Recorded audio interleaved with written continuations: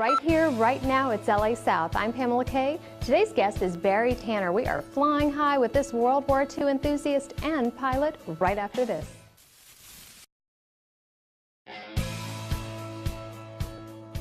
He's wearing a World War II uniform. He's got me wearing a World War II uniform. He's an experimental aviator. Let's find out more about Barry Tanner.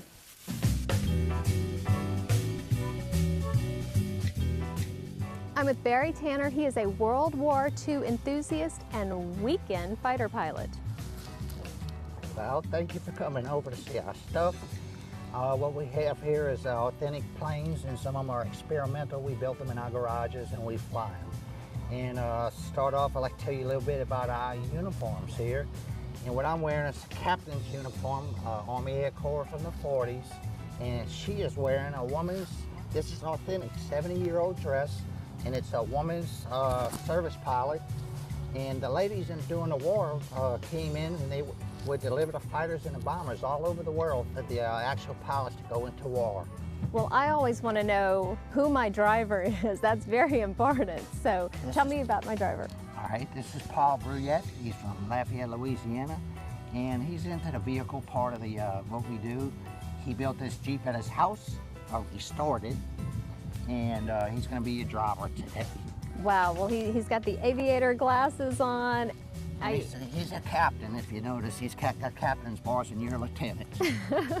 Well, now that I know my rank, I'm supposed to be sitting on this side of the vehicle, so take me flying, fly boys. All right.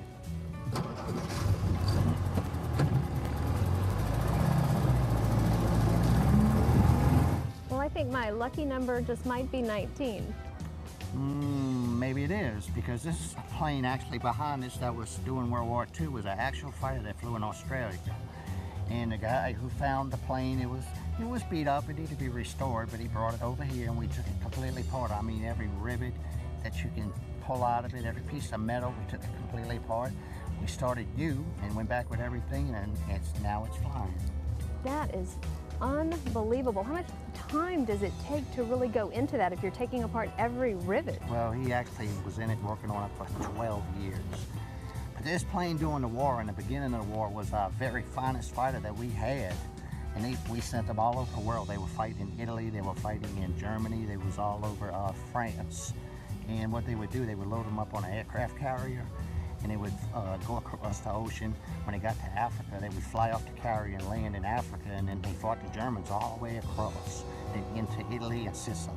Well, this is such an honor to servicemen and women to restore such a plane. It really is. And when people come out and they look at it, especially the old guys, they stand there and they look at it for hours, they stare at it, you know, and it feels real good to see that. I would think a few tears might be shed too. Well, this is a World War II plane. Obviously, it's going to have guns. Tell me about these. Well, actually, the reason, and the whole reason that they were in the sky with these planes was because of these guns. The reason being they needed to get behind the enemy and shoot them down, right? So when he did the restoration, I knew a little bit about the guns, you know, so I got some drawings on the internet, and I ended up looking all over the country, and I bought the plans to actually build the guns, and I built 3 of them, and they're in this wing. And I mean, if you look at the gun, it looks exactly like the real gun that was used during the war. But of course, we don't shoot them. There's no way to shoot them. The FAA don't like that very much. So, but if you ever get a chance, we can open up the panel and you can look in and you'll see they're in there, and it's really super authentic. You know, Pamela, during the war in Lafayette, a lot of people don't know that this was a base in where they were training for the pilots to go off to war. And this is actually a real World War II hangar here that a lot of people don't even know is here. But there's a lot of history went on in there, and this is where we do our recreations. Wow, I've heard so much about Irma Ray, and I'm a little jealous, so you have to introduce me. Okay, Irma Ray here is an airplane that was used in World War II, and it's an observation airplane. And what they did with it is they flew over the lines, and it would say like in Germany or Italy, and they would spot where the Germans were or the Italians were, and they would call in artillery or other pilots to come in with the fighters and shoot at them or blow them up or whatever. Bombers too were also involved in that. But that's what that is, and Irma Ray is actually the builder's wife. Armor Ray was tough. She wasn't extremely feminine, at least as far as the plane would go. There you go. You can see they got shot a couple of times, but not too bad. Well, I am honored to be in the cockpit of your plane, and it fits so snugly. You mentioned it's like you're one with the plane off camera. Is that really what the intention is? Yes, Pam. I mean, you know, if you fly in a lot of maneuvers that are really abrupt, you want to be part of the plane. You don't want to be bouncing around in there. You wear a seat belt, and you also wear, you know, straps and a parachute in case you have a problem you can bail out of it. You're sitting on a parachute, by the way. It's nice and cozy. I feel good with it now, sitting on it, but in the air, I would definitely be glad that it's here with me. Now tell me about all these controls. I'm obviously not a pilot, even though I'm pretending to be one today in this beautiful uniform, but what are all these gauges for? Yeah, I'm gonna give you a little flying lesson real quick here. And basically, a lot of people look at these panels, they look real complicated and they don't know where to even start at, but it's not that hard really. You have engine controls, of course, and that's what the RPM gauge right here is for. You need to know how fast your engine is going. You want to go fast, this is the throttle. Put your hand on that knob. If you want to go wide open fast, you push that all the way forward. Okay, push it. Okay, now you're going wide open fast. Now come all the way back. This is you coming in for a land, and you want to idle the engine and then just come down and land. Okay? Next gauge here is your speed, how fast you're going in the air. If you look at this thing, you'll see a yellow line here. This is where you start getting up to the top of your speed. You notice about 180 miles an hour, but the airplane will actually fly 200 miles an hour. This plane here will go 200 miles an hour. And the red line means don't never go over that speed, or you might rip off the wings. That's my reminder. Okay? This one here tells you if in the clouds. It tells you turn left and right. The blue is the sky, and the brown is the ground, right? So if the orange lines are like that, you're level, right? So when you're turning, you'll see the little airplane wings do this. If you're climbing, they'll go up. If you're diving, they'll go down. This is here tells you how high you are in the air. Right now we're sitting on the ground. You adjust the barometric pressure with this knob here in the window, and that's we at 50 feet. As you go up, there's a little balloon in there that moves and on the needle, and it'll tell you how high you are. And I can go probably 9,000, 10,000 feet in this. This is just an engine gauge, temperature gauge. This is more temperature gauges here. This tells you your rate of climb, how fast you're going up, 2,000, 3,000, 4,000 feet a minute, or down. This one here is another gauge like this. And that's it for the gauges for now. But here's your radio. If you remember on 9/11, the terrorists got in the plane, and the radar couldn't find them. You know why? Because this is the radio that tells the radar people where you are and who you are. When you call them up, you tell them you're coming to Lafayette, they give you a code. You take and you put the code in. It might be 0201. Now they know who you are and where you are. They see that on the radar screen. Another thing is you have flaps when you're coming in for a landing to slow you down so you can get slow enough to get on the ground. And this is the little lever here. I'll move it for you. Look out the side there. You see them moving? That's when you're coming in for a landing. Steering the plane is real easy. Grab the stick, pull it back. All right, this is centered here. So if you want to go up, you pull it back. You want to go to the left, go to the left. Look out on the wing. You see the things moving there? So if you want to go to the left, the wind coming over the wing, right, pushes the little lever, pushes that wing up in the air. I want to shoot guns. Is that what the red button is for? That's for talking to the tower. Darn. No, I don't have any guns in here. That's for talking to the tower. So here's your radio here. We'll turn it on if you want. Standard markings. Use caution on north ramp. Work in progress. Construction lighted and barricaded. Unlit tower 5.8 nautical miles west of Lafayette at 266 feet. MSL lights out of service. Tower, help me. I have no guns. Okay. Yeah, you want to call them, you push the button. Okay. You want to talk to them? I'll pass. Okay. Now, you need to know where you're going, right? Sure. Well, today it's easier than ever. You see right between your knees there's a Garmin radio. And you can turn it on.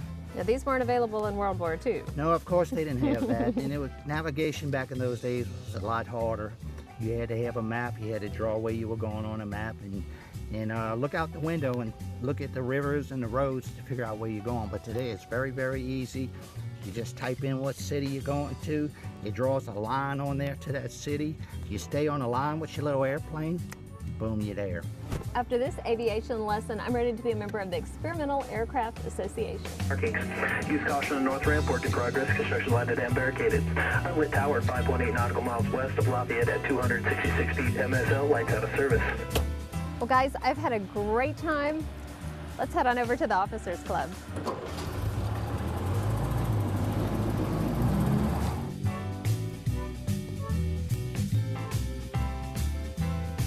There's an extra special thanks out there for Barry Tanner for inviting us to spend the day with him, and we want to encourage you to visit the D-Day Museum in New Orleans and also make sure and show a special appreciation to all our servicemen and women.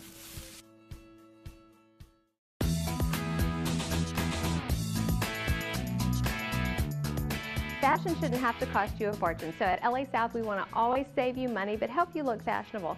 So today I'm going to show you how you can take one dress and turn it into 3 great looking outfits that are versatile. We're going to start with the dress that I have on. This is right here, Bevo's in Lafayette, so we've got $38. And you'll notice kind of the bat wing style. This is something that's really versatile and cool. I'm going to just kind of untie this. Hopefully I won't lose my microphone. This is a style you can kind of pull, you can drape loosely if you kind of want to have a little more room and be more comfortable, or you can tie it a little bit tighter if you want to accentuate your waist. So I'm going to tie that a little bit tighter right now. Now I've got some boots on that are kind of funky, so if you're wanting to go for, hey, I want to go out, I want to party tonight, you can go for this kind of rocker style. So we're going to go rocker chic right now. It's got kind of a cross that's kind of embellished with this rhinestone. So you've got a little bit of a heel, a pointy toe, but it's still comfortable. Now what I'm going to do, I'm going to take this discounted jacket. You can find these at Goodwill. You can find these on sale, especially this time of the year. So I'm going to zip this up over the dress. It gives it a really nice fitted look, and it almost looks like a skirt and jacket. So I've got the skirt jacket look with the boots, and if I want to change it up, I'm going to take these bracelets off. Now Burke's Outlet, that is such a great place for accessories. You would look for bracelets at the department store and you're going to pay $20 to $30 sometimes for one bracelet. You can load up on these, multiple colors, multiple styles, $2 and $3 sometimes for a strand. Sometimes they'll have multiple strands all bound together. You can get plenty for the same price that you would get one at a department store. Now I'm going to show you these. We're going to let the camera close up on these. I've got one of the pair that's on my ears right now. You'll see all of these, and the price is $4.99. They were regularly $18, and I've got so many different style hoops as well as individual rhinestones that I can put in my ears. So if I want to change up and go with that whole rocker style, I can go that route. So then I've got a whole outfit for a night out on the town. Same dress, same pearl bracelet, $38. All I did was switch out to a pair of pumps. These are BCBG girls. You can find these on sale. Definitely find them on sale, regular price. They might be a little pricey.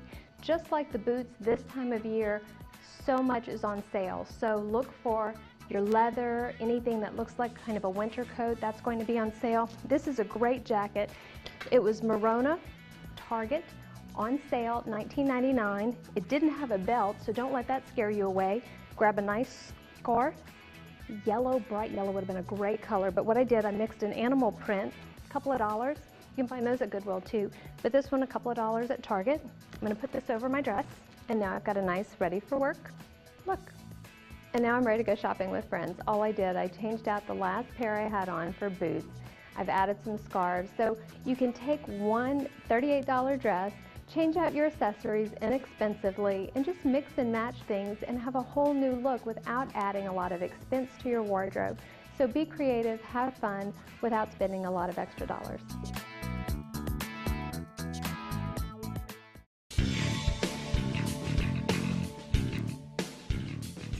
Hello, I'm Kyra Saber, President and CEO of the Kai Cares Foundation. I'd like to invite you to the Acadiana All-Star Weekend, which consists of 3 main events: the Acadiana All-Star Kickoff Gala at the Acadiana Center for the Arts, the Football Cheer and Dance Camp, hosted by Roman Harper, Kyra Saber, myself, Appaloosa's own Devery Henderson, along with many NFL players, NFL and NBA cheerleaders, for our young ladies as well. I also like to invite you to our celebrity basketball game. These events will be held at Eunice High School on May 18th, 2013. My name is Kyra Saber, and I am LA South.